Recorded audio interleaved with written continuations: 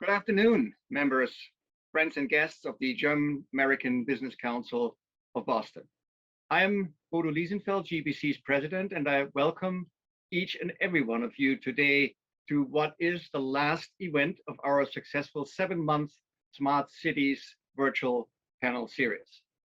This series leads to the German American Economic Forum about smart cities on Tuesday, October 26th this year. It will be held in Boston in a hybrid format featuring keynotes and several panel discussions with high-level executives and speakers. The number one of the Siemens organization in the US, Barbara Hampton, will be one of them, and more to come in due time. Looking back, the in-person Smart City Forum was planned for fall last year and, needless to say, canceled. Instead, we decided to have 2 teaser events that were meant to stimulate your appetite for an in-person forum this spring, which was, needless to say, canceled. But your response to the teaser events was so overwhelmingly positive that our Smart Cities Task Force made it a series of 7 online panel discussions. Today is the last, which causes me to say a very warm thank you to the team, its leader, Michael Haueisen, our mastermind, Annette Wiedenbach, Oliver Bante, and of course, Emily, who was and is at all times the perfect bracket around everything the task force does. So thank you very much, dear production team. This is, however, not the end, but only the beginning of the grand finale in October, where we hope to see you and, can you imagine, shake hands? In today's discussion, we're looking again at mobility from a different angle as our event in April. The question is, how can we keep our cities flowing? What are the smartest ways to help cities keeping a plethora of different traffic participants, cars, bikes, but also new vehicles someday, such as autonomous delivery bike vehicles or electric tricycles moving smoothly and safely? And what role does data technology play here? Next to the views of industry experts, we have a city representative with us to help lay out the vision for the city of Boston with regards to future mobility. And we are excited to hear the different perspectives from the public and the private sector on how to keep the city flowing. Now, let me introduce our speakers. As Executive Vice President for Bosch in America, Paul Thompson leads the delivery of high quality innovation and sales growth in the Americas, along with ensuring the ties to future mobility that are considered in the products and services Bosch offers. Additionally, he is responsible globally for coordination of Bosch's business with the Ford Motor Company. Kris Carter is the co-chair of the Mayor's Office of New Urban Mechanics here in Boston. Kris has helped to lead Boston's overhaul of parking technology, expanded the city's mobility options, launched a digital storytelling outfit, managed the award-winning Public Space Invitational, and currently oversees the city's autonomous vehicle research efforts. Joining us from Washington, D.C. and moderating this discussion is Kristin Musulin, an independent media strategist who has gained recognition in the GovTech space as the founding editor of Smart Cities Dive, a business publication covering the innovations and policies that drive smarter, safer, and more resilient cities. And at this point, we again and wholeheartedly express our gratitude and acknowledgement Siemens as our lead sponsor for this event series and our upcoming forum. Without the support of corporations such as Siemens, these events would not be possible. Thank you all for being here with us this early afternoon. And now over to Kristin. Thank you so much for that kind introduction. And thank you to all of our attendees for joining us here today for this discussion on data technology and mobility. As was mentioned, my name is Kristin. I am a media strategist specializing in urban technologies, mobility, and transportation. And most recently, I was a business journalist covering this space for Smart Cities Dive. And ahead of this panel, I was reflecting on my experience as a journalist, especially over this last year and covering the pandemic. And it was quite a wild ride, but something that I love so much about urban mobility and tech is that it is always innovating, it is always solving problems, and always encouraging collaboration, which made for a lot of exciting and bright news amid an otherwise dark year. And that collaboration has been so key in pushing us through the pandemic and will continue to be critical as we deploy new technologies to keep cities flowing as we move ahead in 2021. So I'm very excited to have our two impressive panelists here today from both the public sector and the private sector to further elaborate on partnerships and on the mobility trends to watch for the rest of this year. So Paul and Kris, I'd love if you could both give our audience an introduction on your respective work, how it relates to smart cities and to connected mobility. And Paul, if you'd like to kick us off, I can pass it off to you. Yeah, please. Thank you. Thank you, Kristin. It's really a pleasure to be here today. I mean, working for Bosch for around 27 years. So watching mobility grow from the start to now has really been an impressive for me in the journey that we're on.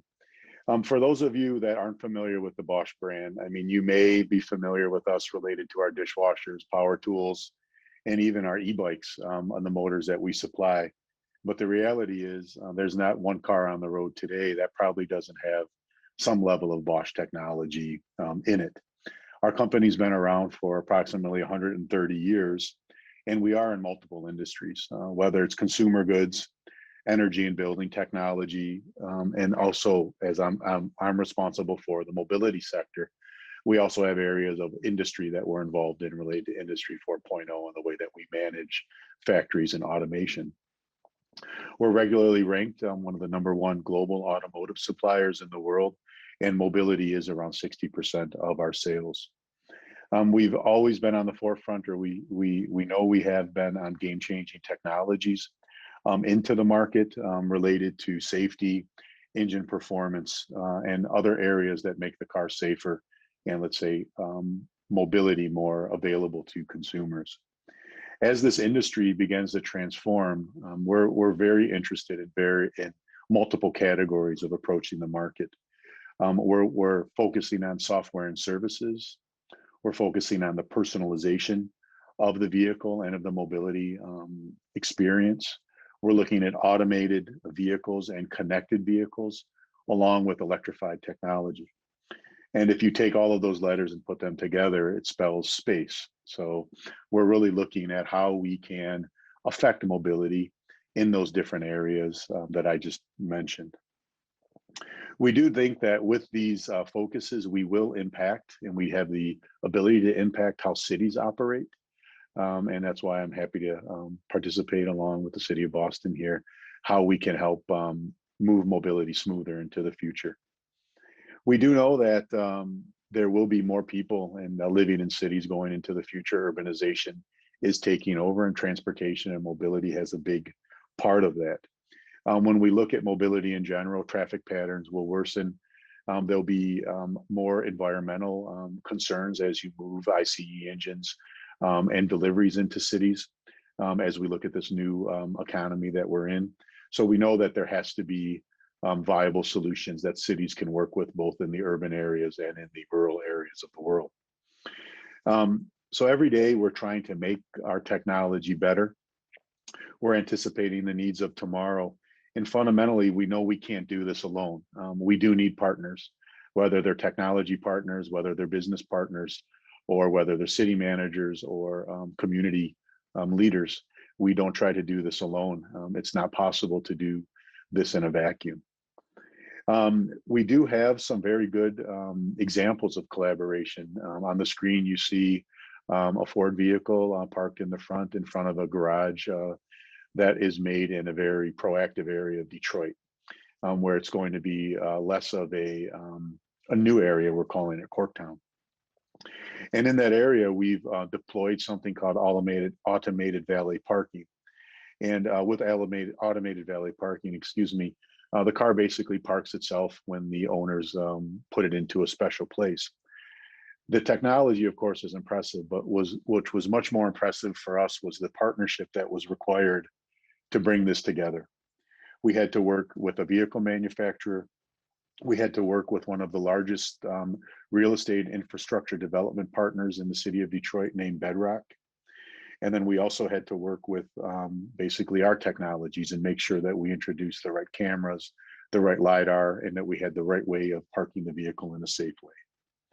What I'd like to do now is play a short video for you. And as you watch the video, I'd like you to ask yourself just a couple questions. The first question is, what are the ways we can all work together to solve common mobility problems? What expertise do we need to bring together to ensure that when we solve these problems, we do it in the best possible way? And when you watch the way that this technology works, maybe it'll raise some questions that you can ask me later in the presentation. So if you don't mind, if the video is possible to be played, I'd like to show it.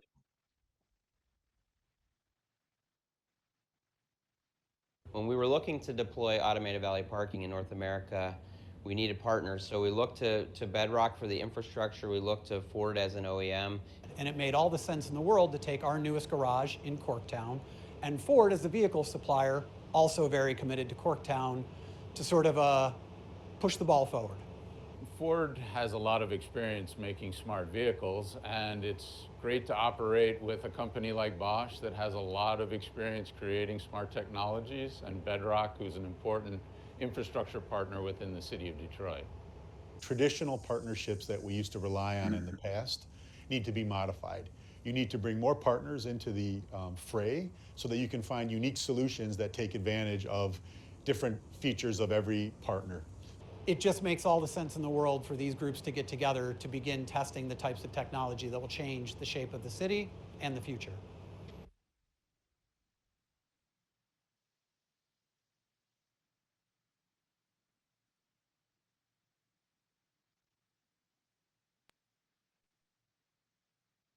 Fantastic. And with that, we will pass it off to Kris. Thanks, Kristin. And Paul, thanks for sharing that. That's pretty awesome stuff that you guys are working on there. I'm going to share my screen here as well. We all good there? Everybody can see? I feel like you go into the Zoom hallway where you're not quite sure what everybody else can see. So I'm Kris Carter. I co-chair something called the Mayor's Office of New Urban Mechanics here in the city of Boston. We are sort of a group of experimentalist prototypers that sort of are housed inside City Hall and then sort of work across all the various things the city is responsible for. We have been around since 2010, formed under Mayor Menino at that time, who was known as the Urban Mechanic.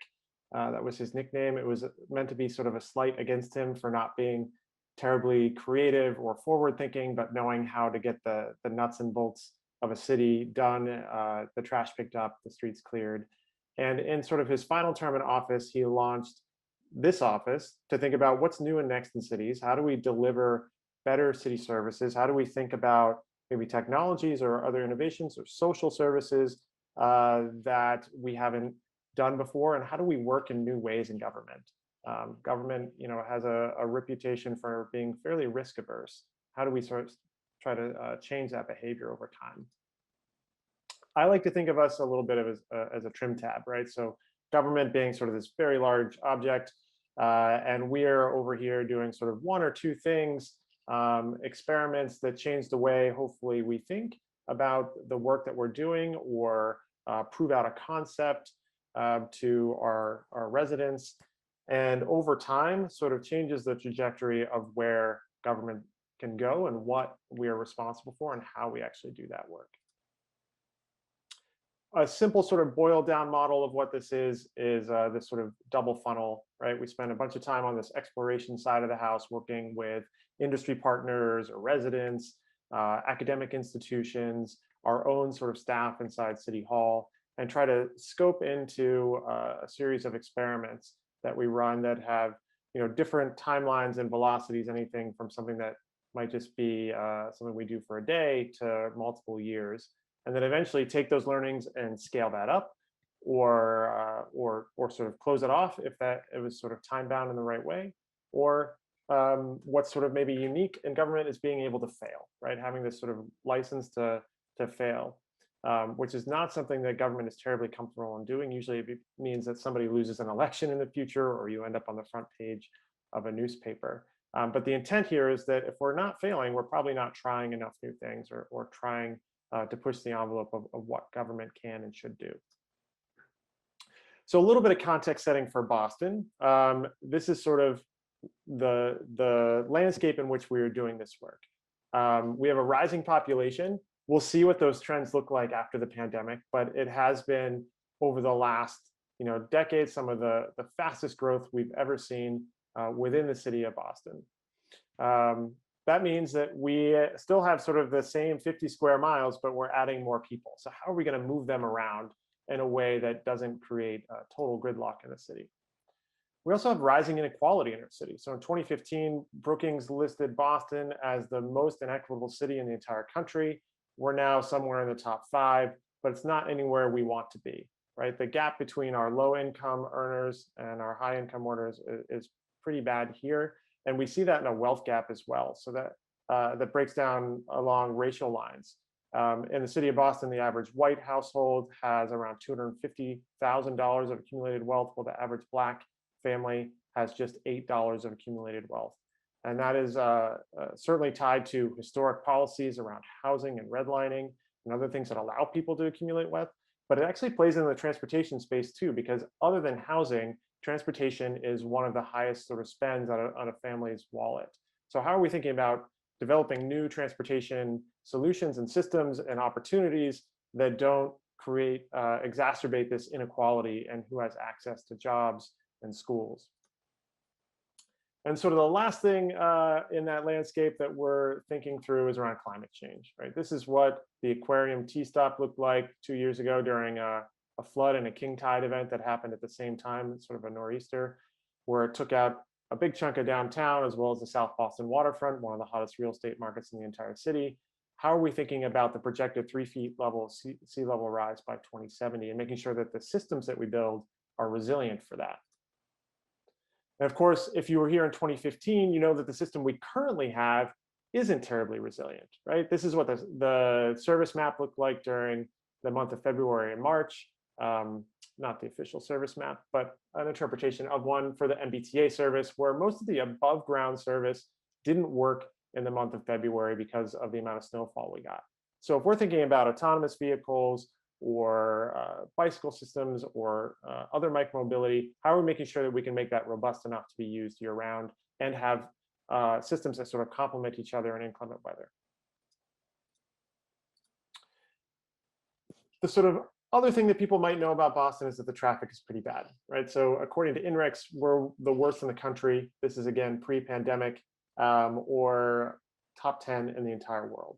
So we know that we need to get more people out of their vehicles, particularly single occupancy vehicles, if we are going to survive as a city going forward and not waste all this time in vehicles.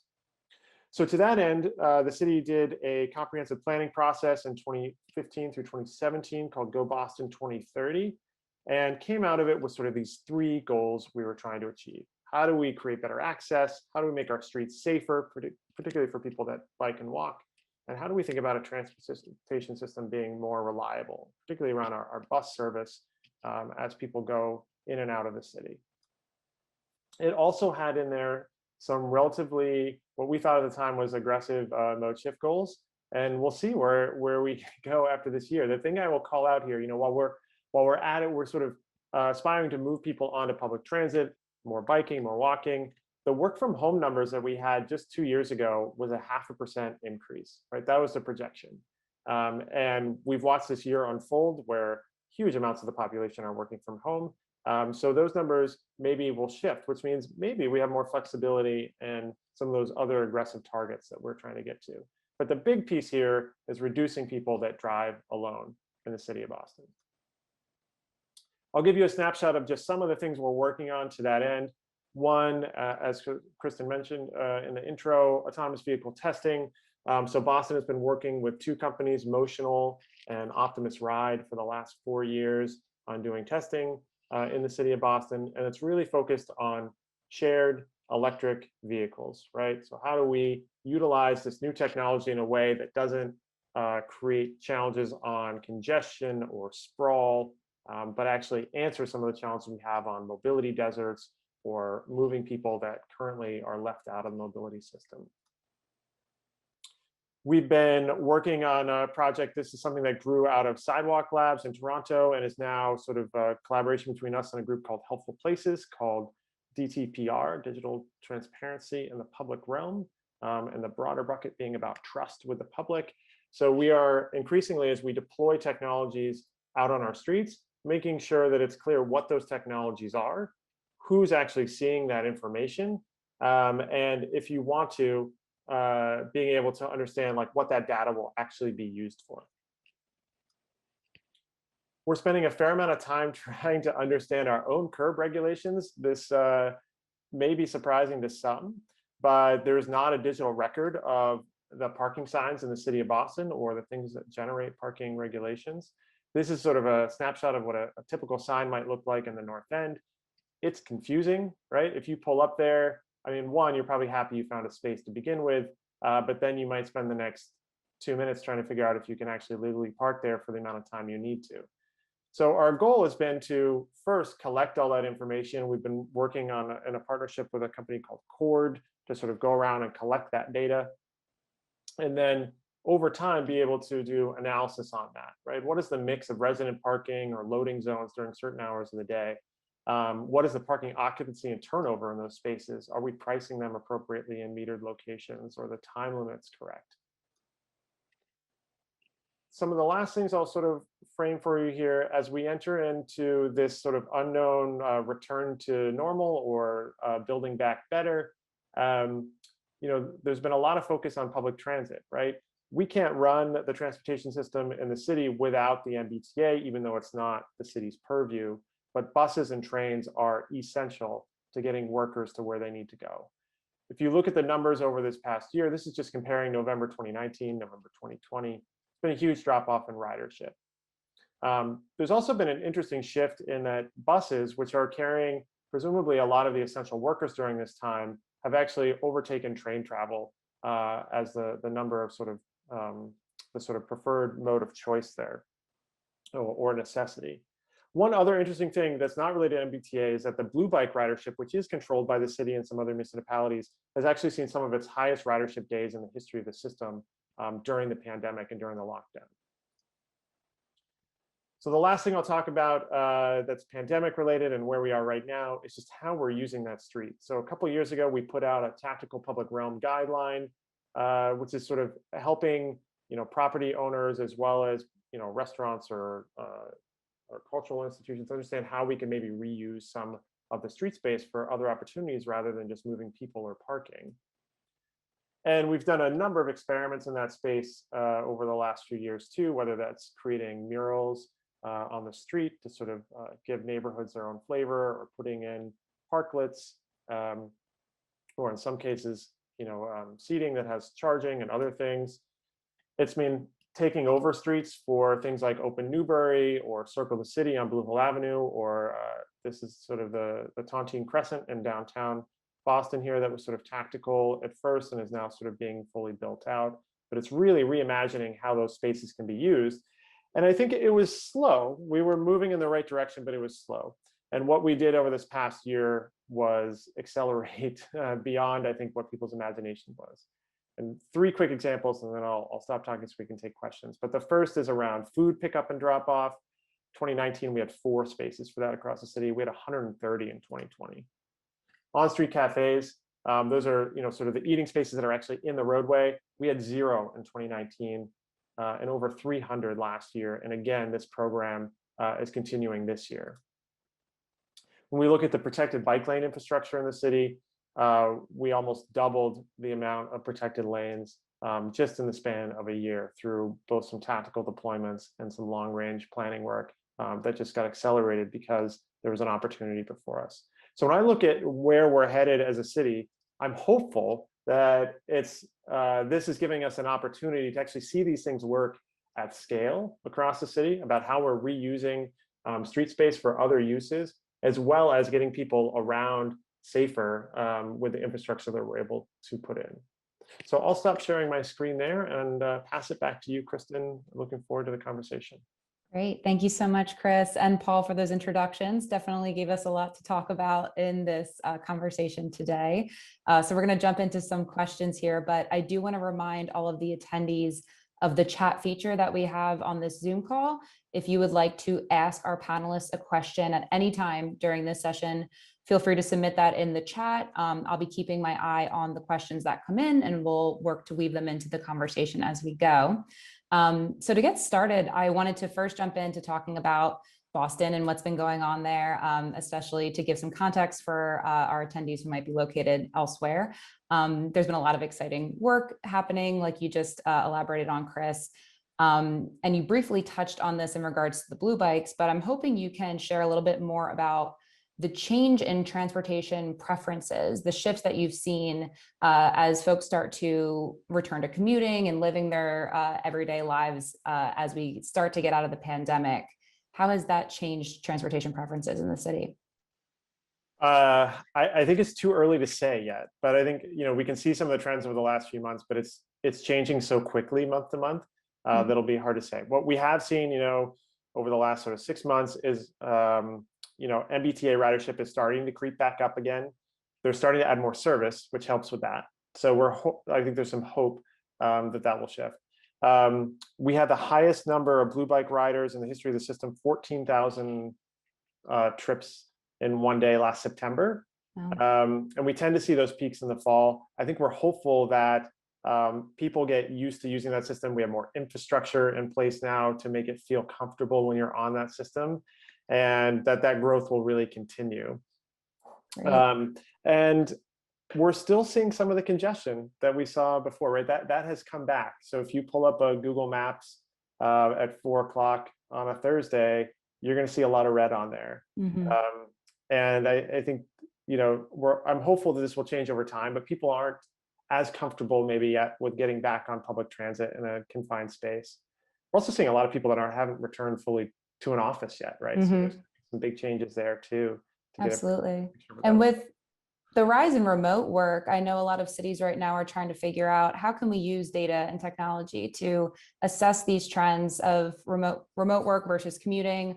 And so, Paul, I'm curious, do you have any ideas there on how cities can utilize data and technology to assess these traffic patterns and commuting patterns? Yeah, I mean, first of all, I wanted to congratulate Kris. It looks like he's got a lot of really great things going on in the city of Boston. So good stuff, and it all lines up really well with what I see happening in the mobility market and a lot of the challenges that we have from a technology standpoint. I think that it's important that as you look at this mobility, whether it's personally owned, whether it's shared mobility, is you have to make it safer and more efficient, right? So when we look at the bike lanes that he mentioned, or you look at the blue bikes he's talking about, you have to have a connection to the consumer.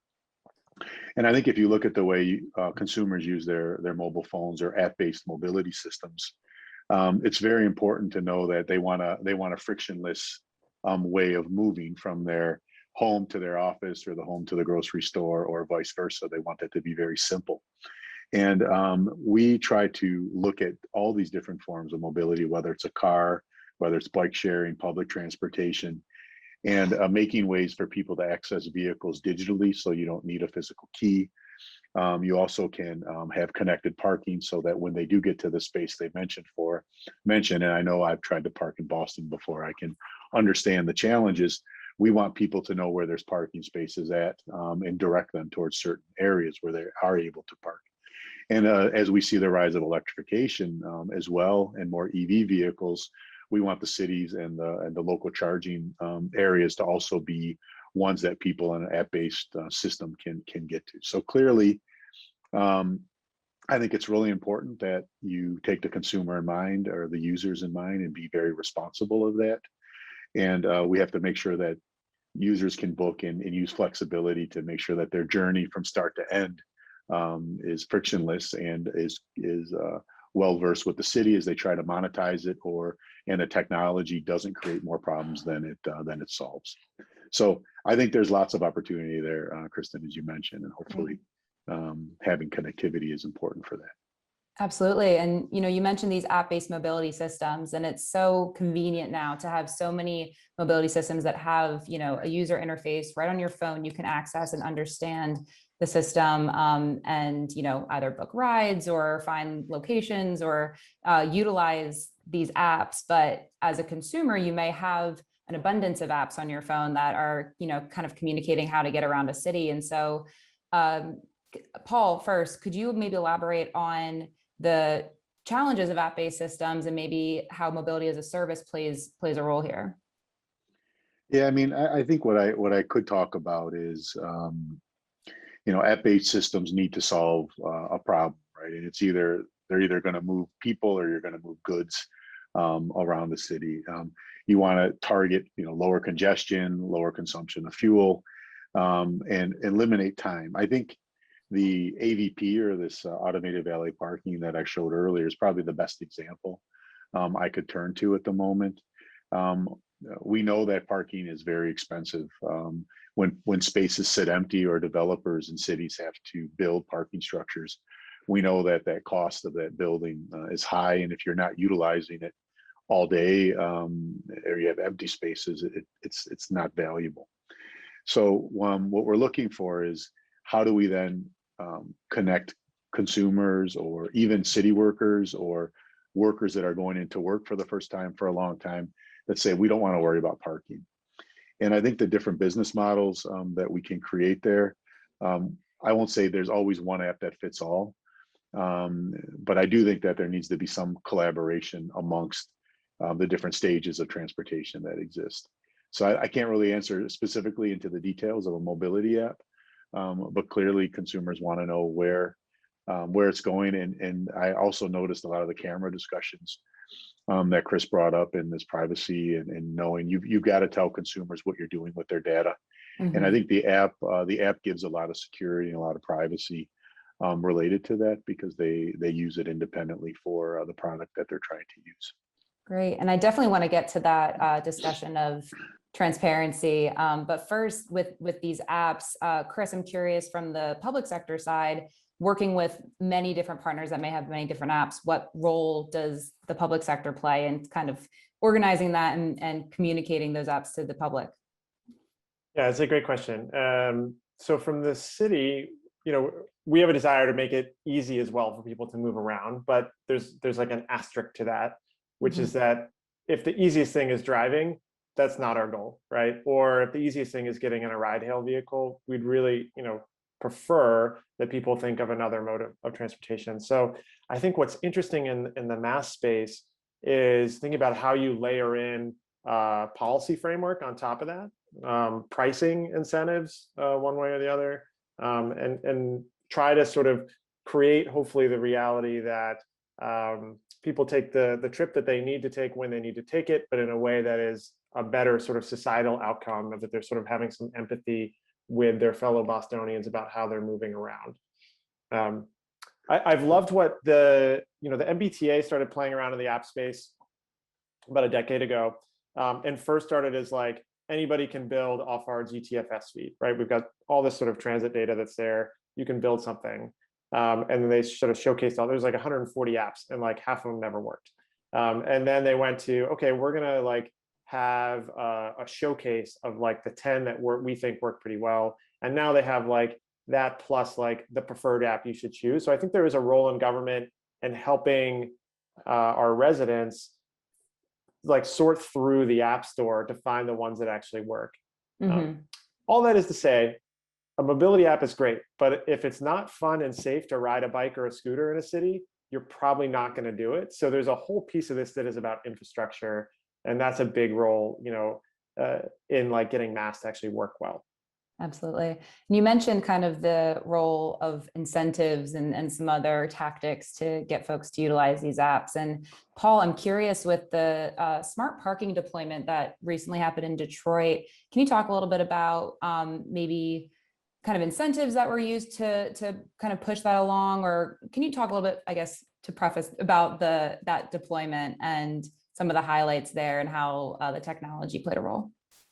Yeah, I mean, the main reason we did that was to fundamentally limit the amount of underutilization of a parking garage, which Mhm. in certain certain cities, as you begin to urbanize, becomes, parking is one of a city planner's biggest problems, right? Because you can plan retail, you can plan lots of things, but when you have to plan parking, it's very difficult, and it's a big waste of space in most of their minds, and they have to think about, can we use it for multi-purpose? If the parking structure doesn't work, how can we convert the space in the future if parking is no longer required? So we had a lot of problem statements related to our automated valet park. One was, how do we make it safe for the consumer and make sure that the vehicles can park themselves safely, which is why we had to join with a technology partner like Ford. And then we worked with a Bedrock who owns the parking garage, and we had to then start doing use cases about if people lived in that building, would they pay for valet parking? Would they not pay for valet parking? We did a lot of studies with data from that experiment, so to speak. So this was an MVP type product where we were trying to get it to work. And every consumer that used it, or every resident that worked through that opportunity, said they would pay more for that type of product being used. So I think the key thing was we wanted to make the community less reliant on space for parking. We wanted to reduce time that people spent looking for parking spaces. And then we also wanted to use technology to park vehicles denser, because if you don't have a person in the vehicle, you can park the vehicles closer together. You don't have to worry about getting in and out of the vehicle because it's parking itself. And you can also move vehicles to electric charging stations. You can move the vehicle throughout its time while it's in the garage to do different things. And so I think it was a real, let's say, total infrastructure view of the consumer, the technology, and the structure that we were working with. So those were the factors we took into play, Kristin. Great. And you mentioned some great partners that you worked with. And I think the role of partnerships, as we mentioned before, is just so critical for a lot of these deployments to happen. What benefits did working with partners bring to the Bosch team? What did you learn from working with specific partners in that deployment? Yeah, I think we know the automotive partners quite well, so we know Ford quite well because of our industry. But getting to know what a city, what a real estate developer requires when they're building a garage, and making sure the technology is seen by the consumer, that they know that their car is safe when they hand it off to the technology, is what we learned a lot about. We also learned about the monetization of it all, and working on business models of, does the consumer pay per use? Do they pay a monthly charge? And if the spots aren't being used, what do you do with them as well? So I think it opened our eyes to the overall infrastructure and some of the challenges that you see. If you think about, you can't just put a mobility solution into a city and expect it to work. You've got to do the experimentation and make sure that it doesn't create more problems than you're solving. Absolutely. And I do want to mention to our attendees, I see your questions coming in, and Paul just touched on infrastructure. And Kris, I wanted to pass off to you one of the questions that we got from an audience member about infrastructure and safety. The question kind of asks about, with drivers on the road, sometimes pedestrian and cyclist and scooter accidents will occur from folks not paying attention, from maybe a lack of infrastructure that could support more safe riding. The question basically asks, Kris, do you see a need for addressing this in Boston? And I guess my question for you is, how do partnerships and technology both play a role in addressing these safety concerns in regards to road safety? So the short answer is, yeah, 100%. Safety is a principal focus for the city and our residents. The city launched the Vision Zero program in 2015, fairly common now in a lot of other cities, but this is essentially a commitment to work collaboratively to eliminate traffic fatalities and serious injuries from our traffic network. And part of that is about sharing data better across city agencies, right? There's a data set that lives with the police and one that lives with our emergency medical services, and those are two different things. So even having an idea, originally of like, how many crashes are we seeing and how severe are those, wasn't something we had a great picture on. I think we've done a lot of work, and this is credit to Charlotte Fleetwood, one of my colleagues, who spent a ton of time on this, of drilling down and figuring out where should we actually be investing our time and energy, both from a location standpoint and an equity standpoint, in doing that infrastructure overhaul to have the biggest impact on the issues of safety. That's on like the infrastructure and data side, but there's also like some education work that can be done there too, right? We ran a partnership with Cambridge Mobile Telematics, which is a local telematics company here, sort of across the river from Boston, that generally provides their technology into insurance companies, right? But they're trying to get better, safer drivers so their insurance rates go down. We were interested in just having people be better, safer drivers so that they were more empathetic to other roadway users. And we had a better outcome there. So we ran something called Boston's Safest Driver. We've done 2 competitions there. We give out prizes for people that drive good speeds, don't do harsh braking, aren't playing with their cell phone while they're driving. And we've seen really amazing feedback from folks that are using that app, that it has changed their behavior, right? Over a period of months, they've said, I've become a better driver. And I initially got into it because I really wanted to just prove to my husband that I was a better driver than him from this sort of aggregate score that I get. But it actually has, real street level impacts when we were able to sort of look at that data and say, okay, we're actually seeing a decrease in speeding in these places. So, you've got design and infrastructure and data, and then these sort of education pieces, and all of them have to be going at all times to try to get us to where we need to be. Fantastic. I want to jump into some more of these audience questions that have come in so that we can make sure to address them before we run out of time. One question that came in, I think, was interesting about convenience. Convenience plays a large role in choosing transport modes, and also sometimes even beyond convenience, there is just a cultural expectation that's built in some societies where, kids may not ride a bike, but then they go get a driver's license and start driving cars and kind of bypass other options. How can mindsets be changed through technology or collaboration, partnerships, to get folks to think differently about their options, both, from a convenience sense, just because something like a car might be more convenient? How do you get them to think differently, to explore other options? And how can partnerships play a role in that? And I'll let either of you kind of jump into this. Well, Kris, maybe I can touch on it from the technology standpoint first, and then I think you can probably add more from the social side. But traffic, we know there'll be different modes of transportation that people want to use, whether the vehicle, talking in the future, whether it's automated or electrified. Consumers are going to start asking themselves the question, is this a dependable mode of transportation for me? Sensors become extremely important then, right? So without sensors and without the ability for the vehicle to sense what's around them, or the mode of transportation to sense what's around them and communicate with the user, there could be some, let's say, inability to trust that technology. So we have to put sensors everywhere. Yeah, and you have to be able to look all around the vehicle. You have to be able to sense all of your mobility options that are available to you. And their sensors are becoming, in the world of today, a lot more relevant. All of us are probably on an iPhone or some level of consumer device. We have a sensor in almost every type of consumer device out there. So we know that it's important to sense a product.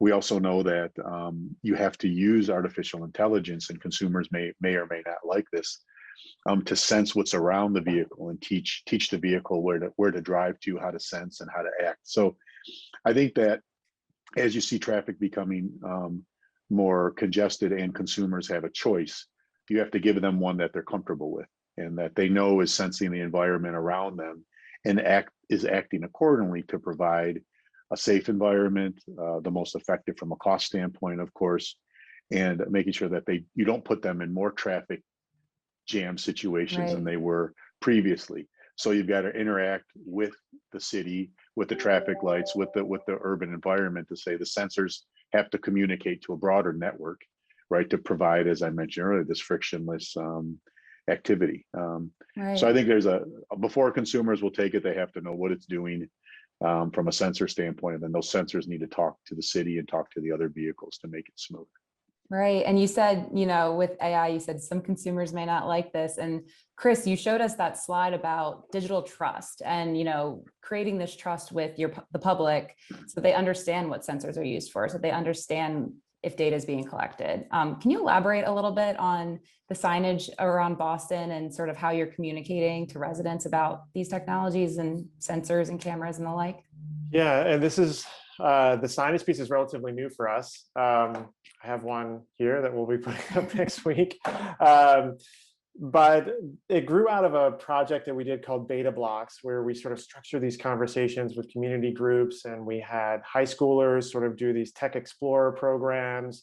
We did guided walking tours of people's neighborhoods to like point out all the cameras and sensors and things and pieces of street furniture technology that are there, just to get an idea of like, what do people care about? Are they aware of these things? And in that, I think learned that most people were unaware of all the devices that were around them that were gathering information. And, most of them in a way that's trying to make the city a better place to live and feel safer. But we wanted to be more clear with people about that. So, last year we started this sort of DTPR signage campaign through the transportation department and some of the work that we were doing with them.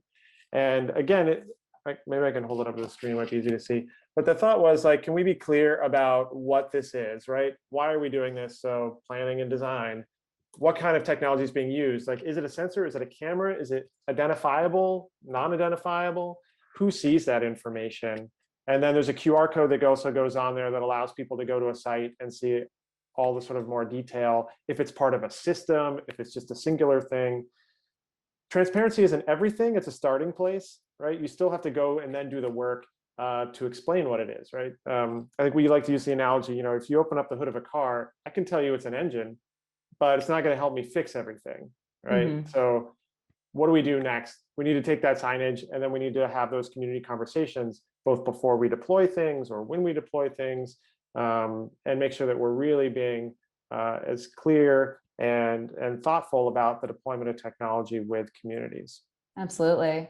Great. One other question or topic I want to jump into with some last minutes that we have here.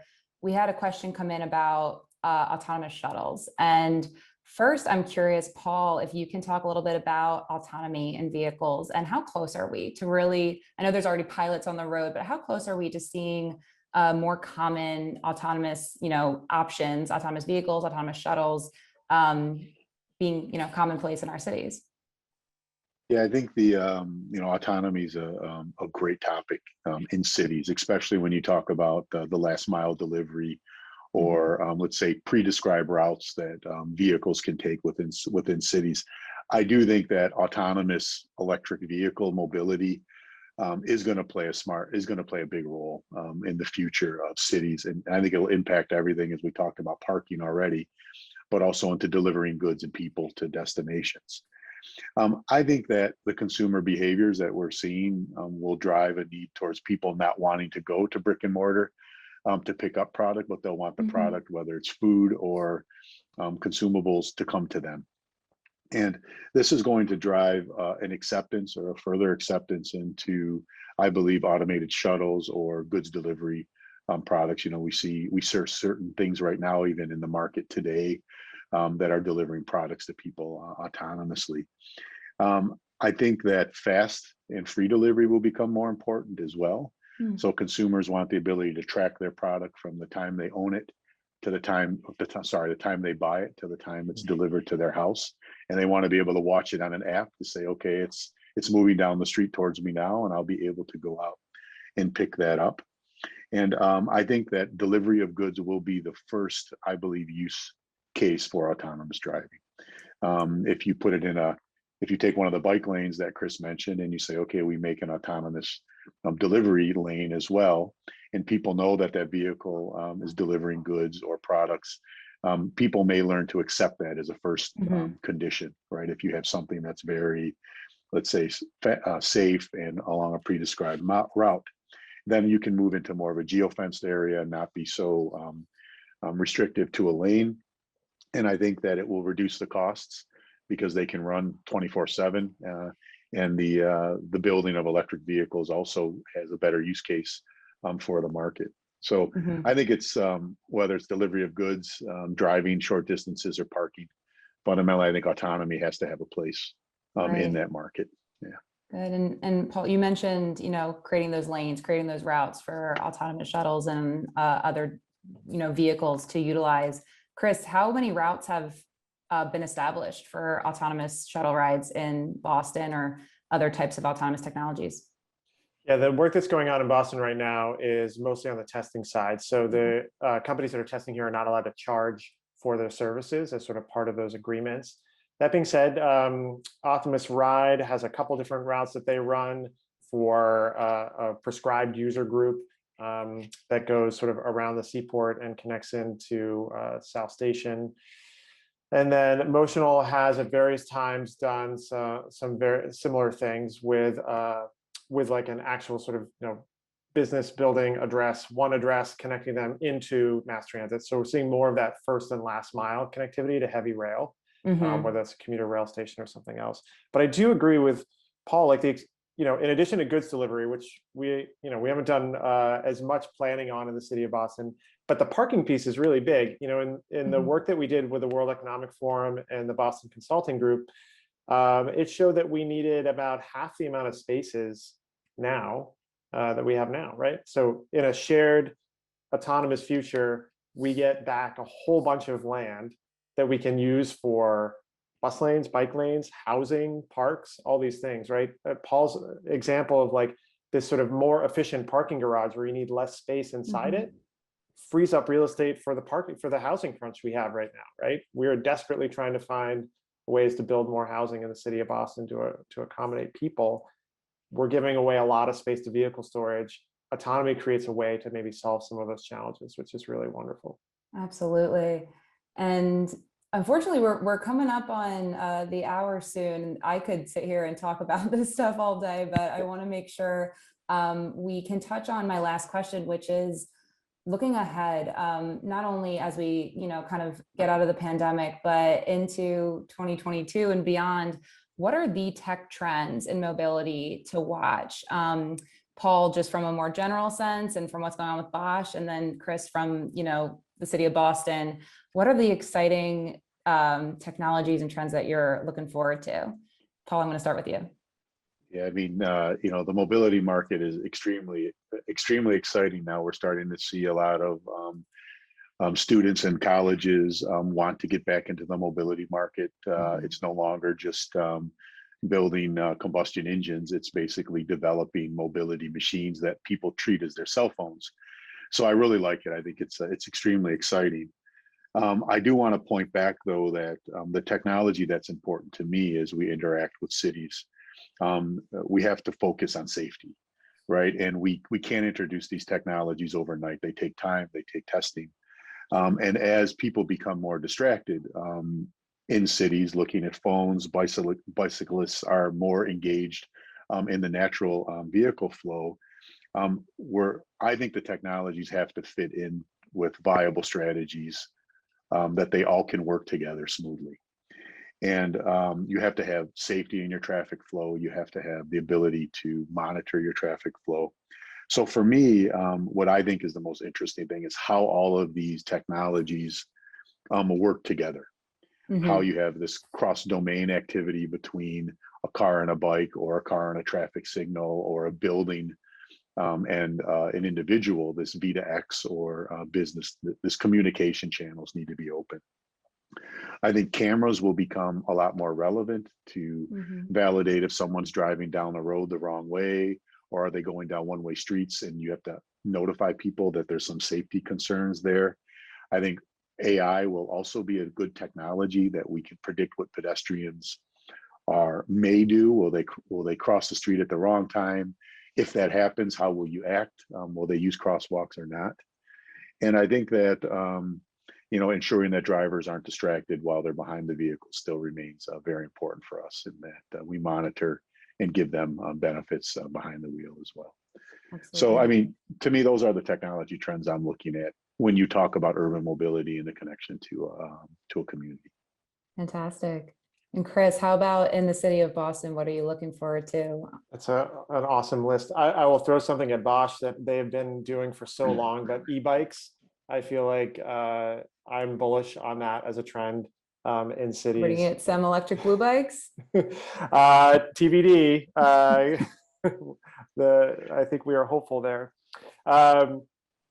So e-bikes, truck safety, which maybe seems oddly specific, but when I look at the fatalities with cyclists in the city of Boston, almost all of them are with large vehicles like a truck.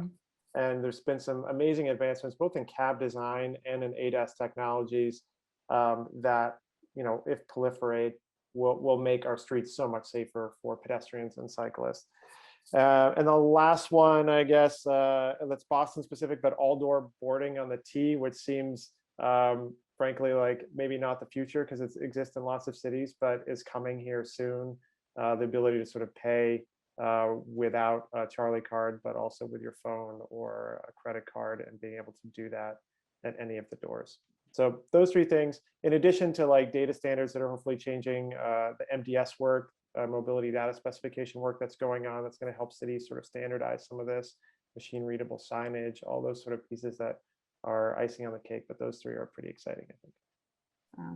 Well, this conversation, like I said, I wish that we had more time to talk about these trends, but there's clearly so much happening both at Bosch and in the city of Boston to, leverage the technologies that we have and emerging technologies to make our cities, more efficient, to keep them flowing, to make them safer, which, Paul, you really emphasized in what you were saying about upcoming trends. And I think that's really the most important thing to communicate here is how much safer our streets can be with the technologies that we deploy.